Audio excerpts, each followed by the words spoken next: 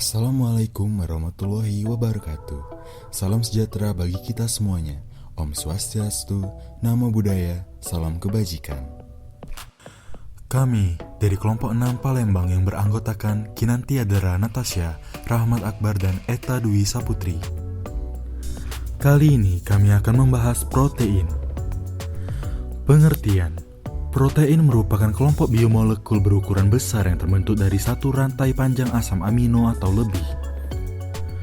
Protein memiliki banyak fungsi dalam makhluk hidup, diantaranya mempercepat reaksi-reaksi metabolisme, mereplikasi DNA, menanggapi rangsangan, memberi bentuk sel dan tubuh, dan memindahkan molekul dari satu lokasi ke lokasi lain.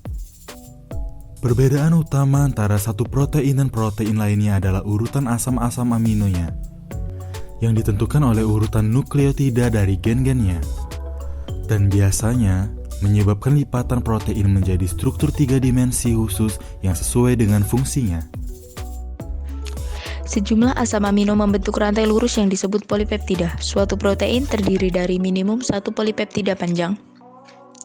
Polipeptida pendek dengan kurang dari 20-30 asam amino biasanya tidak dianggap sebagai protein, tetapi disebut molekul peptida atau oligopeptida. Masing-masing asam amino dalam protein terikat ke asam amino di dekatnya oleh ikatan peptida. Urutan asam amino dalam protein ditentukan oleh urutan gen yang disandi dalam kode genetik. Secara umum, kode genetik menghasilkan 20 asam amino standar, meskipun beberapa organisme memiliki asam amino tambahan. Sifat protein.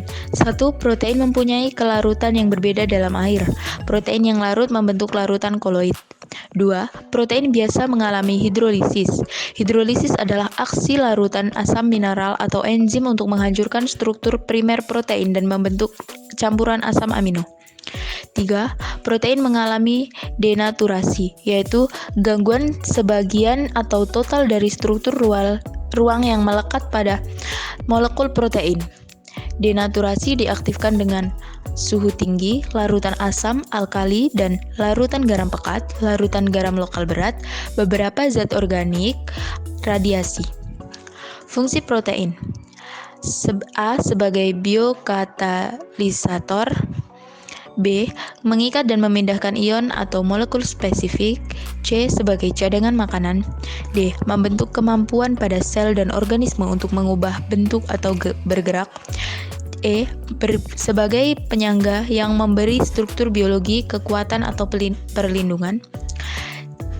F. Melindungi suatu organisme dari organisme lain. G.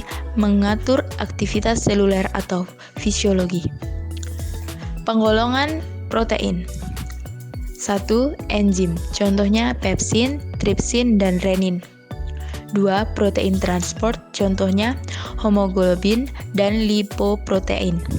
3. Protein nutrien dan penyimpanan, contohnya protein pada biji-bijian. 4. Protein kontraktil, contohnya aktin dan miosin.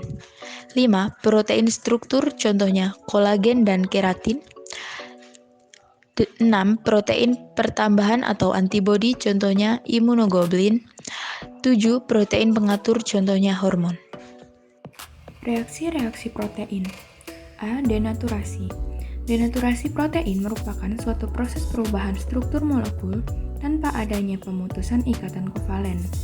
Dalam proses ini, terjadi pemecahan ikatan hidrogen, interaksi hidrofobik, ikatan garam, dan terbukanya lipatan molekul protein.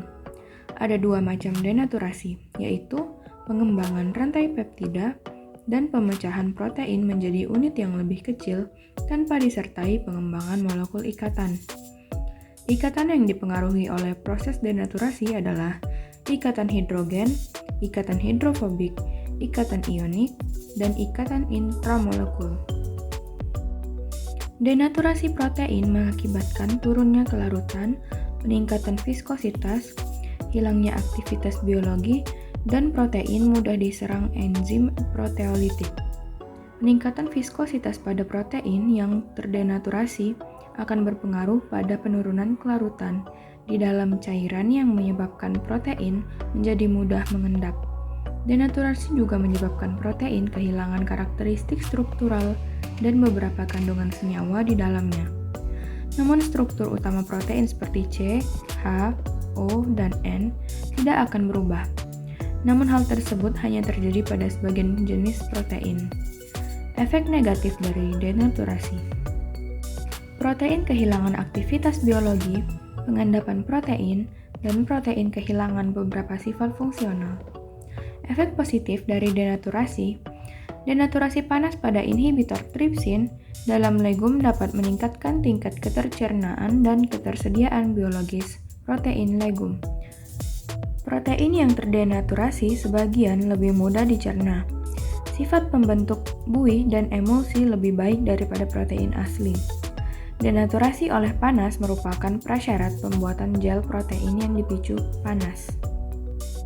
Faktor yang menyebabkan suatu protein mengalami denaturasi antara lain pH, suhu lingkungan, alkohol, aliran listrik, agen pereduksi, tekanan, dan senyawa kimia. Macam-macam denaturasi, denaturasi karena asam basa, denaturasi karena logam berat, denaturasi karena panas, denaturasi karena alkohol, dan agen pereduksi merusak ikatan disulfida. B. Reaksi Maillard. Reaksi antara protein dengan gula pereduksi merupakan sumber utama menurunnya nilai gizi protein pangan selama pengolahan dan penyimpanan. Reaksi ini dapat terjadi pada waktu pembuatan roti, sereal, dan pemanasan daging, terutama bila terdapat bahan pangan nabati. Pada pembakaran roti, kehilangan zat gizi yang cukup besar, terutama pada bagian yang berwarna coklat, karena terjadinya reaksi dengan gula pereduksi yang dibentuk selama proses fermentasi, tetapi tidak habis digunakan oleh hamir dari ragi roti. C. Pengolahan panas yang tinggi. Pada pengolahan dengan menggunakan panas yang tinggi, protein akan mengalami beberapa perubahan. Perubahan ini termasuk racemilsasi, hidrolisis, desulfurisasi, dan deaminasi. Kebanyakan perubahan kimia ini bersifat irreversibel, dan beberapa reaksi dapat menghasilkan senyawa toksik. 1. Racemilsasi. Racemilsasi residu asam amino dapat mengakibatkan penurunan daya cerna protein karena kurang mampu dicerna oleh tubuh. Kerugian akan semakin besar apabila yang terasemilisasi adalah asam amino esensial. 2. Hidrolisis protein. Hidrolisis protein merupakan proses pemutusan ikatan peptida dan protein menjadi komponen-komponen yang lebih kecil seperti pepton, peptida, dan asam amino. Hidrolisis ikatan peptida akan menyebabkan beberapa perubahan pada protein, yaitu meningkatnya kelarutan karena bertambahnya kandungan NH3+ dan COO-, dan berkurangnya berat molekul protein atau polipeptida, serta rusaknya struktur globular protein. Cara untuk menghidrolisis protein: hidrolisis asam, hidrolisis basa, hidrolisis enzimatik, cross-linking, oksidasi, dan reaksi dengan nitrit. Kesimpulan: protein merupakan kelompok biomolekul berukuran besar yang terbentuk dari satu rantai panjang asam amino atau lebih. Protein memiliki banyak fungsi dalam makhluk hidup. Di antaranya mempercepat reaksi metabolisme, mereplikasi DNA, menanggapi rangsangan, memberi bentuk sel dan tubuh, dan memindahkan molekul dari satu lokasi ke lokasi lain. Sifat protein. Protein mempunyai kelarutan yang berbeda dalam air. Protein bisa mengalami hidrolisis, dan protein mengalami denaturasi. Fungsi protein sebagai biokatalisator, mengikat dan memindahkan ion atau molekul spesifik sebagai cadangan makanan, memberi kemampuan pada sel dan organisme untuk mengubah bentuk atau bergerak, sebagai penyangga yang memberi struktur biologi, kekuatan atau perlindungan, melindungi suatu organisme dari organisme lain, dan mengatur aktivitas seluler atau fisiologi. Penggolongan protein, enzim, protein transport, protein nutrien dan penyimpanan, protein kontraktil, protein struktur, protein pertahanan atau antibodi, dan protein pengatur. Reaksi-reaksi pada protein, denaturasi, reaksi Maillard, dan pengolahan panas yang tinggi. Sekian penjelasan dari kelompok kami, lebih dan kurang kami mohon maaf.